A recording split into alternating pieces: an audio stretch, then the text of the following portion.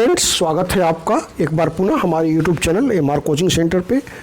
अभी दोस्तों जो पेपर में आपको सॉल्व कराने जा रहा हूं वह रेस्ट 15 क्वेश्चन है जो तृतीय चरण की परीक्षा संपन्न हुई थी 12 जनवरी 2019 में, एडवर्टाइजमेंट नंबर 47 की। इसके बाद सिर्फ एक पेपर और बच जाएगा जो 5 जनवरी 2019 को हुआ था।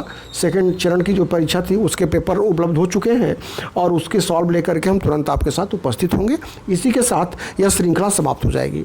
इसके बाद बात आएगी तैयारी की, उससे संबंधित वीडियो लेकर के। और बहुत सारे बच्चों की जो डिमांड है कि सर कौन सी बुक्स सही रहेगी पेपर फर्स्ट के लिए, उसको लेकर के मैं तत्काल उपस्थित होऊंगा। लेकिन पहले मेरी कोशिश है कि यह श्रृंखला समाप्त हो जाए। बिना देरी किए हम वह श्रृंखला को पूरा करते हैं जो कि 16 नंबर प्रश्न से शुरू होगा और आज के वीडियो के पहले प्रश्न से शुरू होगा।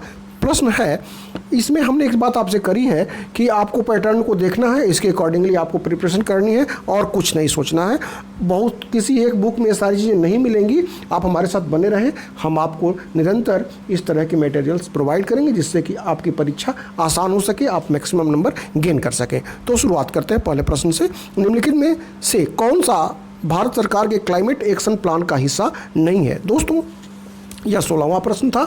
यह उच्चतर शिक्षा सेवा आयोग की जो परीक्षा थी, इसमें जो 4 ऑप्शन दिए हुए हैं, इसमें हम आपको बता दें कि जो 3 ऑप्शन हैं वह क्लाइमेट प्लान के हिस्से हैं, जो कि जबकि न्यूक्लियर जो ऊर्जा की बात की जा रही है, न्यूक्लियर एनर्जी की बात की जा रही है, यह क्लाइमेट एक्शन प्लान का हिस्सा नहीं था। क्लाइमेट एक्शन प्लान जो है भारत सरकार द्वारा लॉन्च किया गया था प्राइम मिनिस्टर के द्वारा 2008 में। तो इसका जो सही जवाब है ए है। आगे बढ़ते हैं अगले प्रश्न की तरफ। और अगला प्रश्न जो है वह आपके जो सेक्शन 4 जो आपका ह्यूमन एनवायरनमेंट की बात जो की जा रही है, जो पारिस्थितिकी की बात की जा रही है, उस सेक्शन से सिलेबस से। और पूछ रहा है निम्नलिखित में से कौन सा मुख्य रूप से ओजोन क्षरण के नियंत्रण से संबंधित है, यानी कि ओजोन डिप्लीशन से रिलेटेड इसमें जो चारों आपको प्रोटोकॉल दिए हुए हैं इसमें से कौन संबंधित है? दोस्तों, ये सारे जो प्रोटोकॉल हैं वे सारे एनवायरमेंटल इशूज़ से हैं। आपको हम बता दें एक बार कि इस चीज़ को आपको निश्चित तौर पर याद करना होगा। हमारी एनवायरनमेंट से जो कॉन्शसनेस शुरू हुआ वह 1972 जो स्टॉकहोम में, स्वीडन की राजधानी स्टॉकहोम में 1972 में जो फर्स्ट समिट हुआ था एनवायरनमेंट को लेकर के। और उसी के बाद से एक चीज़ और आपको दिमाग में रखना होगा कि 5 जून को विश्व पर्यावरण दिवस एनवायरमेंटल डे भी मनाना शुरू किया गया। और इसमें जो क्योटो प्रोटोकॉल की बात की जा रही है या मॉन्ट्रियल प्रोटोकॉल की बात की जा रही है, टोरंटो प्रोटोकॉल और रियो अर्थ समिट जो हुआ था इसकी बात की जा रही है, इसमें जो सही जवाब है वह मॉन्ट्रियल प्रोटोकॉल है, क्योंकि इसमें फोकस किया गया था। Montreal protocol is an international treaty designed to protect the ozone layer by phasing out the production of numerous substances that are responsible for ozone depletion. It was agreed on 16 सितंबर 1987। इसमें focus किया गया था। इसके अतिरिक्त rest जो है, जो rest सम्मेलन जो ब्राज़ील की राजधानी में हुआ था 1992 में, या क्योटो भी हुआ आपको एनवायरनमेंट के पॉइंट ऑफ व्यू से, क्लाइमेट चेंज को लेकर के टोरंटो भी हुआ था। तो इसके बारे में हम डिटेल्स में बाद में बातें करेंगे। आगे बढ़ते हैं अगले प्रश्न की तरफ। और अगला प्रश्न है क्वेश्चन नंबर 18। इसमें कह रहा है भारत में निम्नलिखित में से कौन से टाइगर रिजर्व के रूप में घोषित किए गए हैं? तो दोस्तों, ये रणथंभौर राजस्थान, इंद्रावती छत्तीसगढ़, मानस आसाम, सह्याद्री जो है आपका महाराष्ट्र, ये चारों टाइगर रिजर्व है। इसमें आपका ऑप्शन डी सही है। एक चीज़ और इसके साथ जुड़ी हुई चीज़ें बता दें कि भारत में जो टाइगर प्रोजेक्ट योजना चली हुई थी प्रोटेक्ट करने के लिए टाइगर्स को, 1973 में लॉन्च किया गया था। और भारत में इस समय वर्तमान में 51 टाइगर रिजर्व हैं, जबकि नागार्जुन सागर श्रीशैलम जो टाइगर रिजर्व है वह भारत का सबसे बड़ा टाइगर रिजर्व है जो कि आंध्र प्रदेश में स्थित है। आगे बढ़ते हैं अगले प्रश्न की तरफ। अगला प्रश्न भूगोल का हिस्सा है।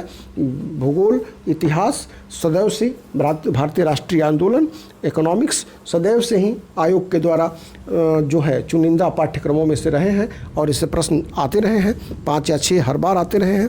तो इसमें देखिए भीमा नदी प्रमुख सहायक है। तो भीमा जो है, river Bhima is an important tributary of the option is Krishna. Krishna is the right answer, क्योंकि पश्चिमी घाट कि भीमशंकर की पहाड़ियों से यह निकलती है Krishna.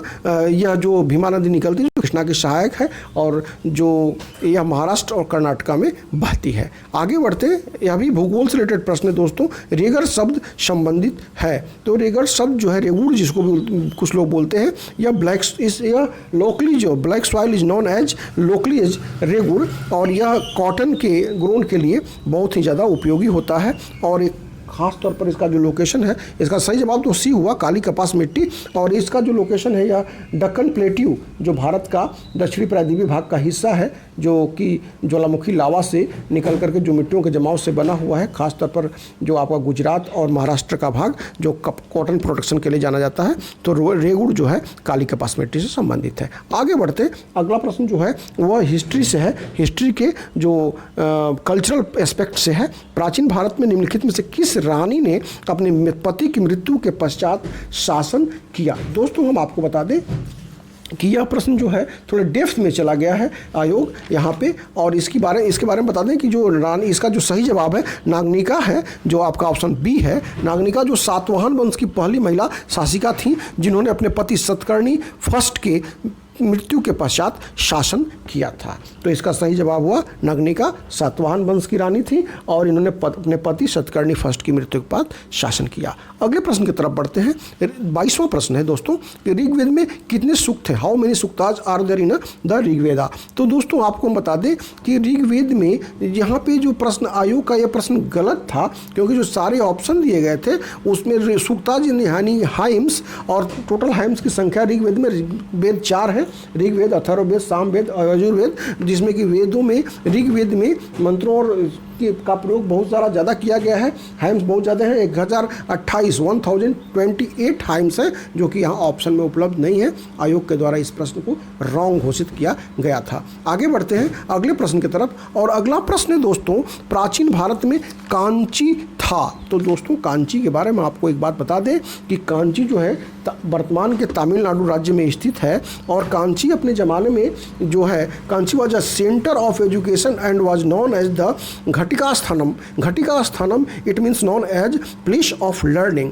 That time Kanchi is considered as cities of Saptapuri. Saptapuri यानी कि जो 7 प्रमुख शहर जो होली सिटीज़ के रूप में जाने जाते हैं इंडिया थे, कि उसमें Kanchi was one of them. और 7 कौन थे वह एक बार हम पुनः आपको बता दें, अयोध्या, मथुरा, काशी जो वाराणसी है, कांची यानी जो कांचीपुरम, और अवंतिका यानी उज्जैन, और द्वारिका जो है, ये 7 शहर जो थे जिनको कि हम सेक्रेट सिटीज ऑफ इंडिया के रूप में, 7 सेक्रेट सिटी ऑफ इंडिया के रूप में जानते हैं। तो कांची तमिलनाडु में स्थित है। आगे बढ़ते अगले प्रश्न की तरफ, और यहाँ पर भी आयोग ने गलती कर दी थी। जो प्रश्न दिया था ये भी रॉन्ग क्वेश्चन था कि किस वर्ष प्रार्थना समाज की स्थापना हुई थी। दोस्तों यहाँ पर देना चाहिए था उसको 1867, जो कि उन्होंने ऑप्शन में दे दिया है 1857 या जो भी मनसा रही हो।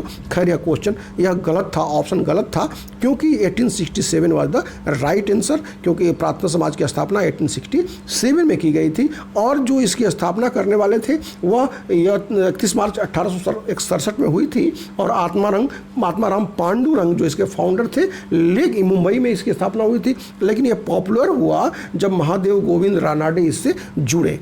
आगे बढ़ते अगले प्रश्न की तरफ, और अगला प्रश्न जो है इंडियन कॉन्स्टिट्यूशन से है। दोस्तों एक बात आपको ध्यान में रखना होगा, जो अभी मैं नेक्स्ट वीडियो लेकर उपस्थित हूँगा after completion of the paper of compulsory paper, 5 जनवरी की जो परीक्षा संपन्न हुई थी वो वाली पेपर में लेकर उपस्थित होऊंगा। उसके बाद जो हमारी ये डिटेल्स वीडियो आएगी आपके पेड क्लासेस को लेकर के, आपको ग्रुप से जुड़ने को लेकर के, आपके प्रिपरेशंस को लेकर के, कौन सी बुक सेटेबल है उसको लेकर के, तो उसके बारे में मैं डिटेल्स बताऊंगा कि प्रश्न कहाँ से आ रहे हैं, कॉन्स्टिट्यूशन से टच कर रहे हैं कि आपको विश्वविद्यालय अनुदान आयोग से आ रहे हैं, कि भारतीय प्राचीन इतिहास की विशेषताओं से आ रहे हैं, कहाँ से आ रहे हैं, नेशनल मूवमेंट से आ रहे हैं, उनकी पूरी डिटेल्स स्टडी उसको पूरी फ्रेम में लेकर के मैं उपस्थित हूँगा। लेकिन जो यहाँ प्रश्न कह रहा है, जो इंडियन कॉन्स्टिट्यूशन से है कि भारत में संघ के मंत्री के पद की शपथ का प्रारूप उपबंधित है, किससे जुड़ा हुआ है, तो हम बता दें कि इसमें जो शेड्यूल्स हैं, तीसरा संविधान के 3य अनुसूची में, आपको पता है कि भारतीय संविधान में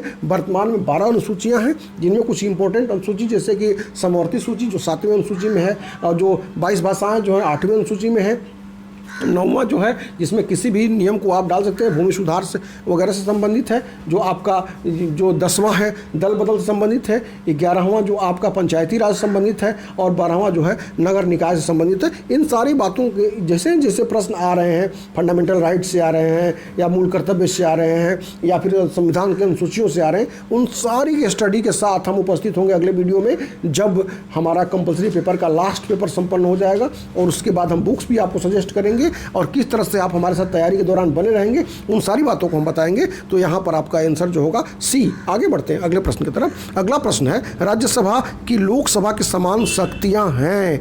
राज्यसभा की लोकसभा के समान शक्तियाँ हैं। दोस्तों आप जानते हैं हमारे पार्लियामेंट में 2 सभा हैं, राज्यसभा और लोकसभा। राज्यसभा को हम उच्च सभा कहते हैं, लोकसभा को हम निम्न सभा कहते हैं। लोकसभा के मेंबर हमारे इलेक्टेड किए जाते हैं जनता के द्वारा, राज्यसभा के मेंबर हमारे कुछ चुनिंदे प्रतिनिधियों के द्वारा चुने जाते हैं, जो हमारे विधानसभा के प्रतिनिधि होते हैं उनके द्वारा चुने जाते हैं। राज्यसभा जो है कभी समाप्त नहीं होने वाली है, इसके मेंबर 6 वर्ष के लिए होते हैं, लोकसभा के मेंबर 5 वर्ष के लिए होते हैं। राज्यसभा में 250 सदस्य होते हैं, इसमें जो है 552 सदस्य हैं। उन सारी बातों की डिटेल से स्टडी हम बाद में करेंगे। यहाँ पर जो प्रश्न कर रहा है कि कहाँ पर समान शक्तियाँ हैं, तो दोस्तों बहुत सारी जगह पर समान शक्तियाँ नहीं, सिर्फ 2 मामलों में राज्यसभा को समान शक्ति दी गई है। एक तो उसमें कहा गया है अमेंडमेंट ऑफ कॉन्स्टिट्यूशंस, जो आपका ऑप्शन सी सही जवाब होगा। आप इसको ध्यान में रख लें, संविधान के संशोधन में समान शक्तियाँ दी गई हैं। जो और दूसरी जो मैं आपको बात बताने जा रहा हूँ, इससे जुड़ी हुई बात है, जो इम्पीचमेंट ऑफ प्रेसिडेंट, जो महाभियोग लगाया जाता है राष्ट्रपति पर, उसमें और अमेंडमेंट ऑफ कॉन्स्टिट्यूशंस में, इन्हीं 2 जगहों पर जो है राज्यसभा और लोकसभा की शक्तियाँ समान सेम है। आगे बढ़ते हैं अगले प्रश्न की तरफ। और अगला प्रश्न भी जो है वह आपका जुड़ा हुआ है इंडियन कॉन्स्टिट्यूशन से या फिर इंडियन पॉलिटी से। भारत के उपराष्ट्रपति का निर्वाचन किस प्रकार होता है? तो अभी हमने बात करी थी आपसे कि इंडियन पॉलिटी में जो भारत में उपराष्ट्रपति का जो निर्वाचन होता है वह संसद के दोनों सदनों के सदस्यों द्वारा निर्वाचित जो सदस्य होते हैं उनके द्वारा जो है भारत के उपराष्ट्रपति का चुनाव होता है। आगे बढ़ते हैं अगले प्रश्न की तरफ। और अगला प्रश्न है, भारत में नीति आयोग कब अस्तित्व में आया? सॉरी दोस्तों, भारत में नीति आयोग जो है 1 जनवरी 2015 में अस्तित्व में आया। यह ऐसी बात नहीं है कि यह एक नया संगठन है जो कि पहली बार अपने इस रूप में आ रहा है, एग्जिस्ट कर रहा है। नहीं, यह वह संगठन था जिसका नाम बदला गया। यह योजना आयोग जो 1950 में गैर संवैधानिक, जो कि संविधान के द्वारा उल्लेखित नहीं है, बाद में इसका निर्माण किया गया था 1950 में। उसका नाम जो है नरेंद्र मोदी के प्रधानमंत्रित्व काल में इसका नाम बदल करके 1 जनवरी 2015 को नीति आयोग कर दिया गया था। उस समय अरविंद पनगड़िया जो है इसके वाइस चेयरमैन थे, और इसके चेयरमैन तो सदैव प्रधानमंत्री ही होते हैं, यह आपको पता है। चेयरपर्सन तो वर्तमान में जो इसके वाइस चेयरमैन हैं डॉक्टर राजीव कुमार हैं। आगे बढ़ते हैं अगले प्रश्न की तरफ। अगला प्रश्न जो है 29वां प्रश्न है, जो आपके करंट अफेयर्स से जुड़ा हुआ है। इस तरह की चीज़ों को हमें ध्यान में रखना होगा। जो सरकार की प्लानिंग चल रही है, जो रोजगार योजनाएं चल रहे हैं, उज्ज्वला योजना की बात करी जा रही है, इसमें इसको ध्यान में रखना होगा। पैटर्न को देखिए दोस्तों, इससे पहले भी जो पैटर्न आया था उसमें हमने स्टैंड अप इंडिया की बात देखी थी, यहाँ पर उज्ज्वला योजना की बात देख रहे हैं हम। तो करंट अफेयर्स में अगर हमारी प्रिपरेशन जब हो रही है तो इस पैटर्न को हमको फॉलो करना है। सिर्फ प्रश्नों के उत्तर पढ़ देने से आप अगर समझ जाते तो फिर आपको पढ़ाने की या आपको जानकारी देने की कहीं कोई आवश्यकता नहीं है। बहुत सारे लोग सिर्फ प्रश्नों के उत्तर पढ़ देते हैं, वह आपके लिए कोई ज़रूरत नहीं है, क्योंकि आप खुद विज्ञ हैं,